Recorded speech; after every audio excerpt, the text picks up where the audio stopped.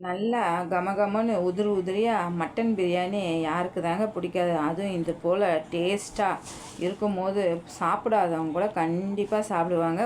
1 kilo ரைஸுக்கு 1.25 kilo mutton எடுத்துக்கோங்க. உப்பு, மஞ்சத்தூள், இஞ்சி பூண்டு பேஸ்ட்டு, தயிர், 2 கப்பு தண்ணி ஊற்றி 4 விசில் விட்டுடுங்க. தேங்காய் எண்ணெய் ஊற்றி வச்சுருக்க பட்டை லவங்கம் சேர்த்துக்கோங்க.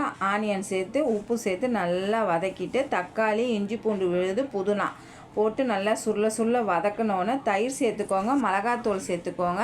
பச்சை மிளகாய், லெமனு நல்லா தொக்கு மாரி வந்தோடனே அதுக்கப்புறம் வேக வச்ச மட்டனை சேர்த்து சுருள உங்களுக்கு ஒரு 5 நிமிஷம் வதக்கிக்கோங்க. மட்டன்லேயே கொஞ்சம் தண்ணி இருக்கும், அதையும் சேர்த்துட்டு 1 கப்பு ரைஸுக்கு 1 கப்பு தண்ணி தான் நம்ம வைக்கணும்.